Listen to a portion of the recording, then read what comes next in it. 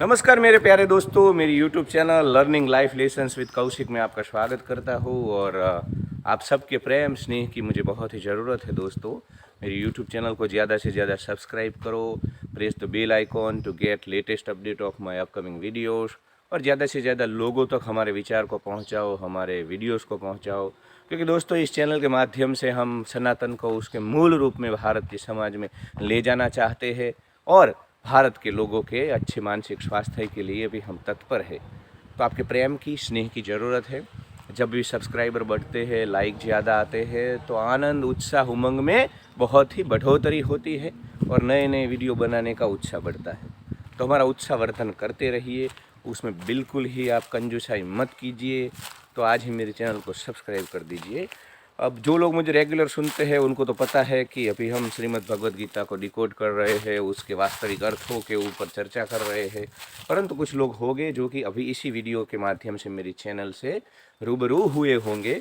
तो उन सभी मेरे प्यारे दोस्तों, मेरे परिवार को मैं विनती करता हूँ कि आप हमारे जो पुराने वीडियो है श्रीमद् भगवद गीता के, जो दूसरे अध्याय से हमने शुरुआत की है, वहाँ से ही देखने की कोशिश करें।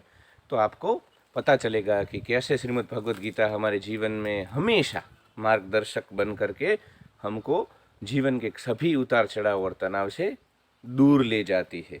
तो माँ श्रीमद् भगवद गीता को वंदन करने का ये जो अवसर आपने मुझे उपलब्ध करवाया है, इसके लिए आपका बहुत बहुत शुक्रिया। तो दोस्तों अब सीधा पॉइंट पे आता हूँ, और आज हम इस श्रृंखला में मैं श्लोक नंबर 62, 63, 64 के ऊपर बात करूँगा। तो श्लोक नंबर 62 की अगर मैं बात करूँ तो इसमें कृष्णा अर्जुन को बोलते हैं कि विषय चिंतन से विषय के प्रति आसक्ति, आसक्ति से विषय कामना, कामना में विघ्न से क्रोध, क्रोध से मूढ़ता, मूढ़ता से स्मृति में भ्रम, और बुद्धि का नाश होता है। बुद्धि का नाश होते ही इंसान का उसकी स्थिति से पतन हो जाता है। तो मेरे प्यारे दोस्तों, इस श्लोक के बारे में मैं क्या बोलूं।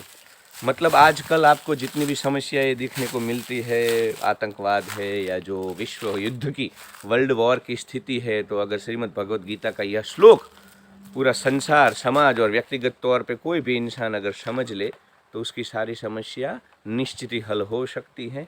क्योंकि जब हमें विषयों के प्रति आसक्ति होती है, जब हम हमारे मन का ही कुछ चाहते हैं और उसके अनुसार अगर कुछ नहीं होता है, तभी हमारे अंदर क्रोध आता है। और जब इंसान के अंदर क्रोध आता है, वो सही और गलत को परख नहीं पाता है, उसकी बुद्धि का नाश होता है, उसके मन के विचारों के ऊपर उसका जो नियंत्रण होता है, जो साक्षी भाव होता है, उसका नाश होता है।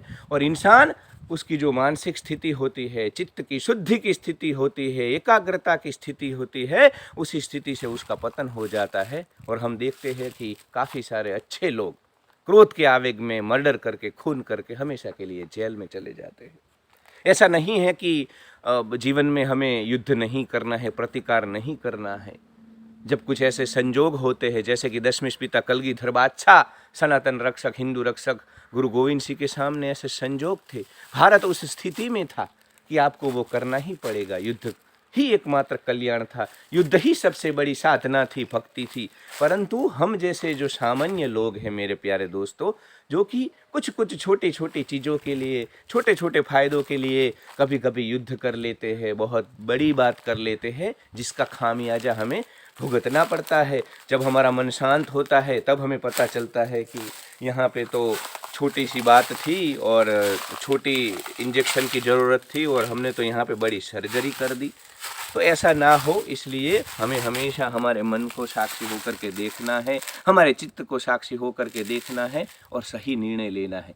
यहाँ पे माँ गीता, श्रीमद् भगवद गीता, उसका तत्वज्ञान और हमारे परमात्मा कृष्ण हमको मदद कर रहे हैं। क्योंकि गीता अर्जुन को निमित्त बना करके बोली गई है, परंतु अर्जुन हम ही है, हमें यहाँ से सीख लेनी। दोस्तों, मैं रावण का एग्जाम्पल लूँगा कि जिस प्रकार रावण को अपनी सत्ता का, अपने साधना करके जो जो शक्तियाँ उसने प्राप्त करी थी शिव जी से, ब्रह्मा से, विष्णु जी से, उसका इतना अहंकार हो गया कि उस इंसान की बुद्धि का नाश हुआ। उसकी जो डिसीजन मेकिंग थी वो इतनी गलत वो करने लगा कि अंततः परमात्मा स्वयं श्री प्रभु मर्यादा पुरुषोत्तम राम को इस धरती पे आकर के उस राक्षस का, असुर का वध करना पड़ा। क्योंकि अपनी बहन शूर्णपंखा के बोली में वो आ गया। हम सबको पता है कि जिस प्रकार शूर्णपंखा का भी क्रोध के कारण, शूर्णपंखा भले राक्षसनी थी, असुर कन्या थी, महिला थी, पर वो भी बड़ी ही प्रभावी थी, बड़ी ही तेजस्वी थी। परंतु प्रभु श्री राम ने जब उसके प्रपोजल को ठुकरा दिया, प्रभु श्री राम ने जब बोल दिया कि मैं पत्नीव्रता हूँ, सीता के प्रति ही मेरी मोह आसक्ति और प्रेम है। वैसे परमात्मा को तो मोह आसक्ति नहीं होती, जो निस्वार्थ उच्च कोटि का प्रेम है, वो जब परमात्मा ने ठुकरा दिया राम ने, तब उसका भी अपनी बुद्धि का नाश हुआ और वो स्वयं खुद का तो नाश किया, अपने भाई का, अपने पूरे राक्षस कुल का उसने नाश करवा दिया।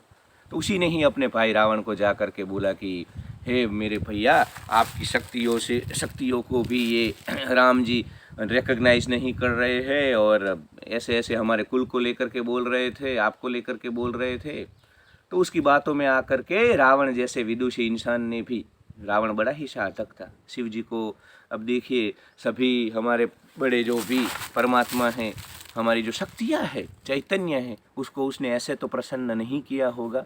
वो भी बड़ा ही विदुषी, मेधावी और तेजस्वी इंसान था, परंतु अपनी बहन की बातों को क्रॉस चेक किए बिना उसने सीधा माता सीता का हरण करने की सोची, और वहीं से उसका जो क्रोध बढ़ा, और वहीं से उसकी विषय कामनाओं के कारण, उसकी पूर्ति न होने के कारण उसमें क्रोध आया और उसका अपनी स्थिति से पतन हुआ। तो शूर्णपंखा और रावण दोनों हमारे सामने बड़े उदाहरण हैं मेरे प्यारे दोस्तों, कि विषयों के प्रति उनकी कामना थी, उन्होंने विषयों की कामनाओं को जीता नहीं था, इसके लिए फिर उसको प्राप्त करने की जद्दोजहद में लगे, माता सीता का अपहरण किया और उनका नाश हुआ।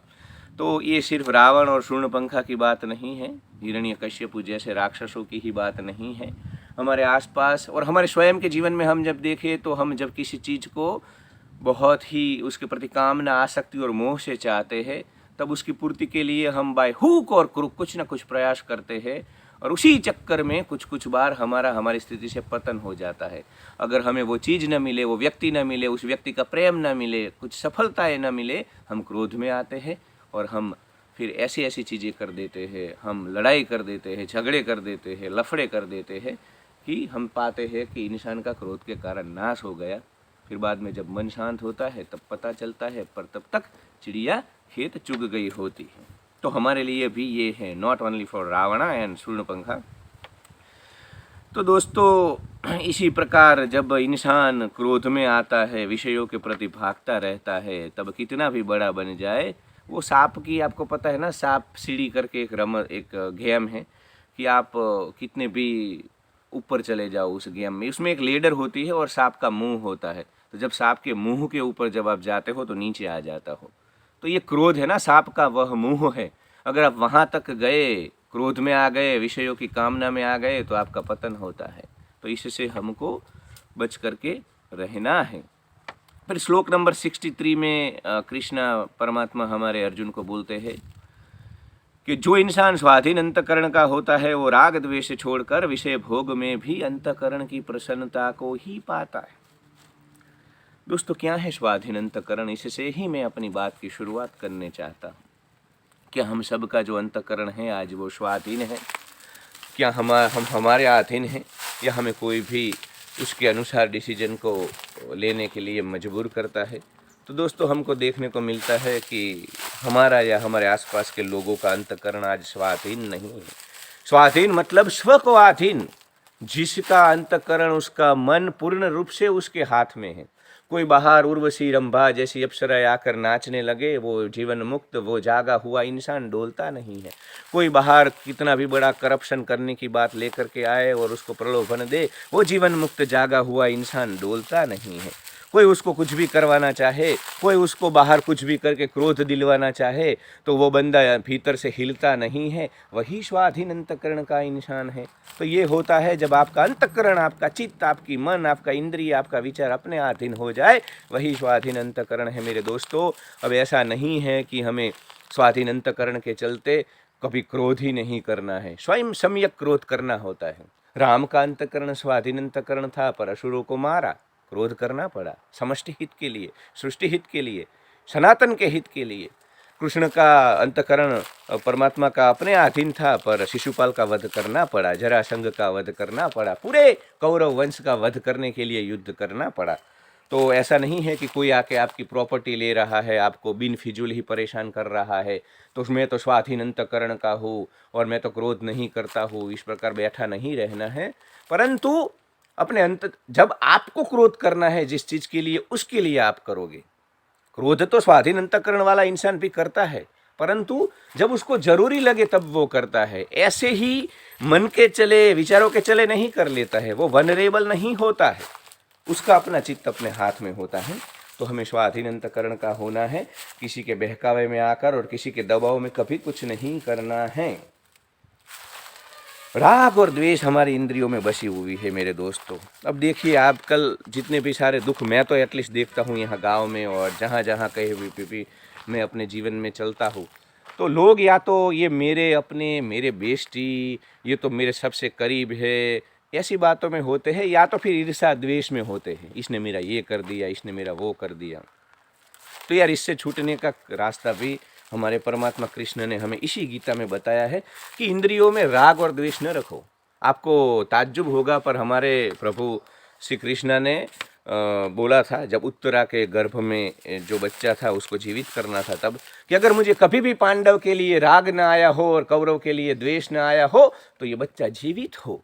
तो ऐसा क्यों हमारे परमात्मा ने बोला? आपको तो लगेगा कि उनको कितना स्नेह था पांडवों के प्रति, अर्जुन के प्रति, सभी पांडवों के प्रति, और इनको तो द्वेष था दुर्योधन के प्रति। दुर्योधन और कौरव वंश का विनाश करने के लिए तो परमात्मा ने युद्ध किया, परंतु ये बाहर नाटक के खेल के हिस्से से हो रहा था मेरे दोस्तों। जो जागे हुए इंसान होते हैं, जो भीतर से जीवन मुक्त हो चुके होते हैं, वो कभी भी परमानेंट रूप से किसी के प्रति न राग रखते हैं न द्वेष रखते हैं।